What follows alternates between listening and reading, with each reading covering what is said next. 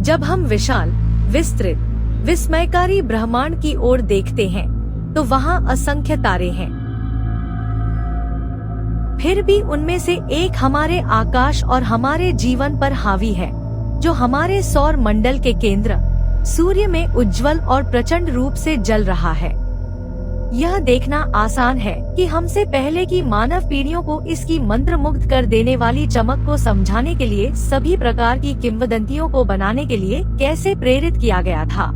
चूँकि तकनीक उनकी बेतहाशा कल्पनाओं के दायरे से आगे बढ़ गई है, हम अपने पड़ोसी पीले बौने के भीतर और आसपास की प्रक्रियाओं में पहले से कहीं अधिक गहराई से जा सकते हैं।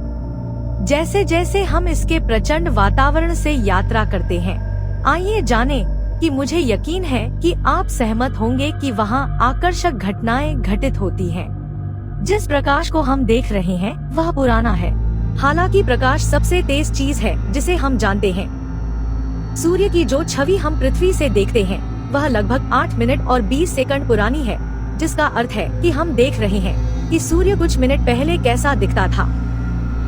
और यदि आप गिने कि सूर्य के कोर में उत्पन्न फोटोनों को अंतरिक्ष में भागने से पहले सूर्य की प्रत्येक परत के माध्यम से अपना रास्ता बनाने में कितना समय लगता है, तो दृश्य सीमा से परे प्रकाश को देखकर नासा सामान्य रूप से अदृश्य विवरणों को चुनने में सक्षम था, जो सूर्य की हमारी समझ के लिए महत्वपूर्ण है। यह छवि 19.3 नैनोमीटर तरंग दैर्ध्य का उपयोग करके ली गई थी, जो अत्यधिक पराबैंगनी क्षेत्र में पाए जाने वाले प्रकाश का प्रतिनिधित्व करती है। 1 मिलियन केल्विन के रंग तापमान के अनुरूप तरंग दैर्ध्य पर हम सूर्य के कोरोना के उच्च क्षेत्र को स्पष्ट रूप से देख सकते हैं।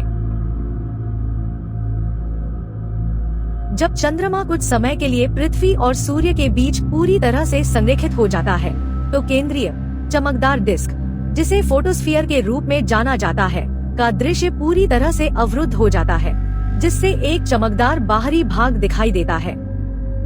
हालांकि यह पहले से ही एक अद्भुत दृश्य है, फिर भी कोरोना उतना विस्तृत नहीं है जितना कि एसडीओ द्वारा ली गई इस छवि में है। यह इसे वैज्ञानिकों के अध्ययन के लिए एक उपयोगी उपकरण बनाता है।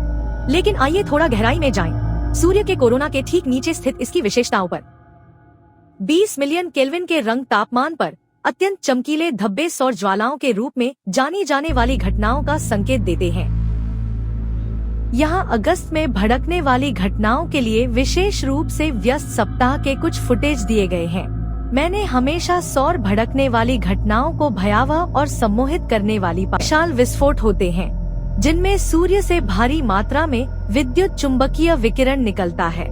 ऐसा तब होता है जब चुंबकीय क्षेत्र तेजी से एक दूसरे को पार करते हैं, विकृत होते हैं और पुनर्गठित होते हैं। यह गतिविधि सूर्य के भीतर प्लाज्मा की अशांत प्रकृति के कारण उत्पन्न होती है, जहां से अंततः ये क्षेत्र उत्पन्न होते हैं। लेकिन ये सूर्य के वायुमंडल से निकलने वाली विकिरण की एकमात्र विशेषता नहीं है। सूर्य पर इस गहरे क्षेत्र द्वारा दर्शाए गए कोरोनल छिद्र एक और आकर्षक विशेषता है, जिस पर हम अत्यधिक पराबैंगनी प्रकाश का उपयोग करके करीब से नजर डालेंगे।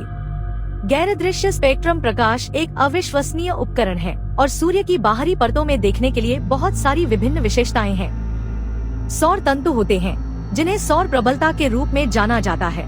ये प्लाज्मा के बड़े लूप होते हैं जो सूर्य की सतह से ऊपर उठते हैं।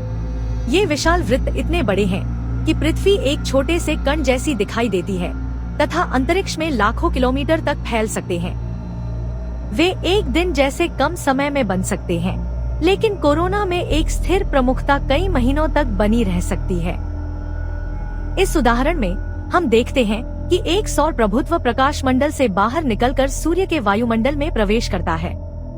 यद्यपि इस वीडियो की गति इतनी तेज है कि मिनट सेकंड जैसे लगते हैं, लेकिन जब आप उभार के आकार पर विचार करते हैं तो यह स्पष्ट हो जाता है कि सूर्य के तीव्र चुंबकीय क्षेत्र कितनी तेजी से इस पदार्थ को घुमा रहे हैं। सूर्य के वायुमंडल के बारे में एक तथ्य जो आप शायद नहीं जानते होंगे वह यह है कि वहाँ कभी कभी बारिश होती है। सूर्य के कोरोना में प्रक्षेपित किया गया सारा आवेशित प्लाज्मा पूरे सौरमंडल में नहीं फैल पाता। कुछ भाग कोरोना में फंस जाता है और ठंडा हो जाता है, जब तक कि वह चमकती हुई वर्षा के रूप में सूर्य की सतह पर वापस नहीं गिर जाता। यह कोरोनाल वर्षा देखने में बहुत सुंदर है, लेकिन इसे दूर से देखना सबसे अच्छा होता है। वहाँ का तापमान अभी भी लाखों डिग्री है।